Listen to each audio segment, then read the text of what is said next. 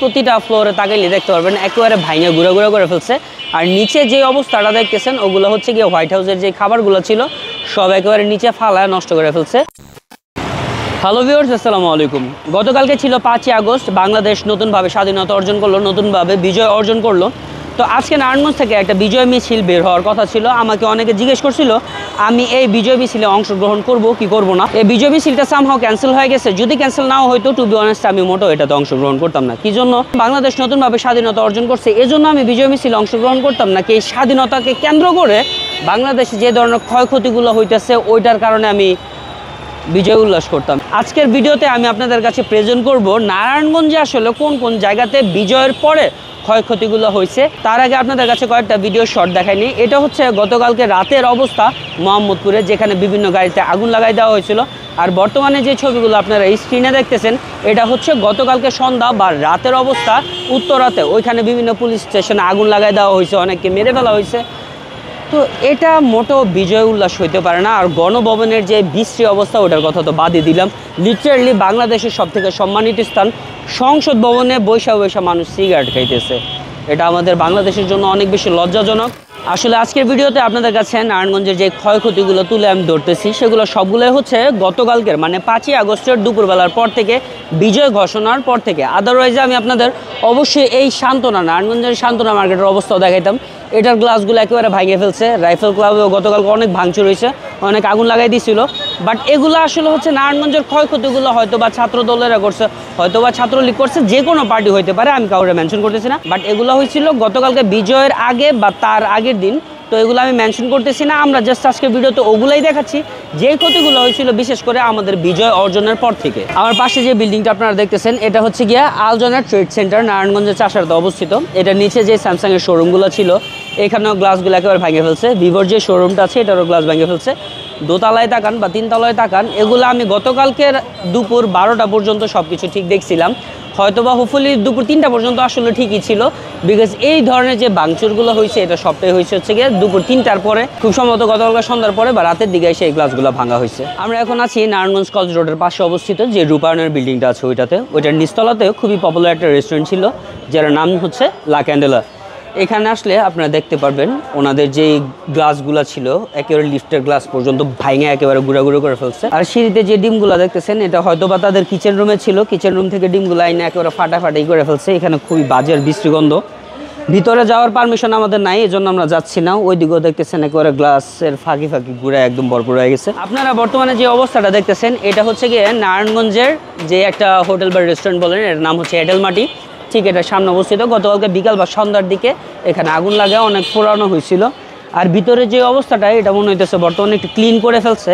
But আপনারা একটু ভিতর দিকে তাকাইলে দেখতে পারবেন আশেপাশে যে টেবিল চেয়ার যা ছিল সব একেবারে ভাঙ্গা, সব কিছু একদম কোবায়া মনে হইতেছে নষ্ট করে ফেলছিল। অ্যান্ড এটাও মনে হয় না বাংলাদেশের কোনো রেস্টুরেন্ট বা হোটেলের জন্য বা নারায়ণগঞ্জের কোনো হোটেল বা রেস্টুরেন্টের জন্য ভালো কিছু অন্তত। এই নারায়ণগঞ্জের একটা রেস্টুরেন্টের সামনে যেটার নাম হচ্ছে হোয়াইট হাউস, এই হোয়াইট হাউসের দিকে তাকাইলে আপনারা একেবারে নিচতলা থেকে শুরু করে দোতলা তিনতলা প্রতিটা ফ্লোরে তাকাইলে দেখতে পারবেন একেবারে ভাঙে গুঁড়া গুঁড়া করে ফেলছে। আর নিচে যে অবস্থাটা দেখতেছেন ওগুলো হচ্ছে গিয়ে হোয়াইট হাউসের যে খাবারগুলো ছিল সব একেবারে নিচে ফালায় নষ্ট করে ফেলছে। আমি কিছুক্ষণ আগে ওইখানে গিয়ে টেকটা নিতে চাইছিলাম, বাট ওইখানে খাবার এত দুর্গন্ধ যে ওইখানে দাঁড়ানোটা সম্ভব হইতেছিল না। এই বিল্ডিং সম্পর্কে আমি যতটুকু ইনফরমেশন পাইছি সেটা হচ্ছে গিয়ে নারায়ণগঞ্জের কোনো এক স্বনামধন্য যেই নেতা ছিল, বিল্ডিংটা হচ্ছিল ওনার, আর রেস্টুরেন্টটা আসলে হচ্ছে আরেকজন ব্যক্তির। বাট ওই বিল্ডিংটা যার, ওই ব্যক্তির উপরে খুব জায়গা হচ্ছে এই বিল্ডিংটা ভাঙা হয়েছে। টু বি অনেস্ট আমি ইনফরমেশনটা পাইছি, বাট আমার ইনফরমেশনটা কতটুকু মানে ভ্যালিড এটা আই ডোন্ট নো। বাট আমি যতটুকু ইনফরমেশন পাইছি অতটুকু আপনাদের কাছে প্রেজেন্ট করলাম। অলরেডি স্বাধীনতা আপনারা পেয়ে গেছেন, সেই খুশিতে আপনারা বিভিন্ন জায়গায় গিয়ে ভাঙিয়ে ফেলছেন, নাকি পূর্ব শত্রুতার কারণে বিভিন্ন জায়গায় গিয়ে ভাঙিয়ে ফেলছেন। যাই হোক, এটা তো মোটা উচিত না, তাই না? আমার পাশে বর্তমানে আপনারা যে গেটটা দেখতেছেন এটা হচ্ছে নারায়ণগঞ্জ ক্লাবের গেট। তো এটার ভিতরে আমাকে কয়েকজন অলরেডি পারমিশন দিয়েও ফেলছিল যে ভিতরে গিয়ে চাইলেও আমি ভিডিওটা করে আনতে পারি, বিকজ ভিতরে কয়েকজন লোক আমার পরিচিত ছিল। বাট আমি যাইতে চাইতেছিলাম না, বিকজ গতকালকে আমি যখন চাষারাতে ছিলাম সবার সাথে বিজয় উল্লাসে মাইতে ছিলাম, তখন আমার নিজের চোখের সামনে অনেকে সোফা নিয়ে যেতেছিল, অনেকে এসি নিয়ে যেতেছিল। ভিতরে কনস্ট্রাকশনের কাজ চলতেছে, আশেপাশে তাকাইলে আপনারা দেখতে পারবেন এখান থেকে লিটারালি যে রডগুলো ছিল ওই রডগুলো সহ বিভিন্ন মানুষ কাঁধে করে নিয়ে যেতেছিল। আপনারা 4তলা 5তলা 6তলার দিকে দেখতে পারবেন চাইলে, ওইখান পর্যন্ত মানুষ হাত সই করে করে বা যেভাবে হোক না কেন একেবারে গ্লাসগুলো ভাঙিয়ে ফেলছে। দেশের উন্নতিতে যারা যতটুকু পারতেছে নিজের তরফ থেকে চলে আসতেছে। বাট নারায়ণগঞ্জ ঘুরে আমি যেইভাবে দেখলাম যে একটা পুলিশও কোথাও দেখা যেতেছে না, বাট আমি সেনাবাহিনীর 2-3টা গাড়ি দেখছিলাম।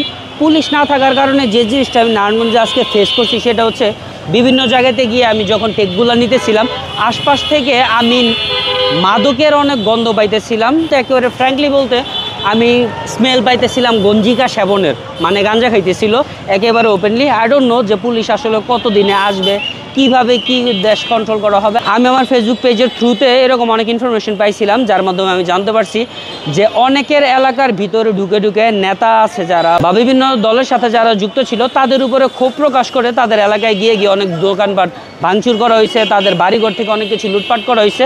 সব ক্লিপ আমার কাছে নাই, যদি সম্ভব হইতো আমি কালেক্ট করে অবশ্যই আপনাদের কাছে দেখাইতাম। যেমন ধরেন সামনে আপনারা যে বিল্ডিংটা দেখতেছেন আলমাস পয়েন্ট, এই বিল্ডিংটা যে কোনো একজন নেতার হইতে পারে মনে করে নেন আপনারা। এখন এই বিল্ডিংটা যদি কোনো একটা নেতার হয়ে থাকে, এটার মধ্যে যে শোরুমগুলো আছে, যে রেস্টুরেন্টগুলো আছে, ওগুলা কিন্তু স্বাভাবিক হারে বিভিন্ন মালিকের হইতে পারে, তাই না?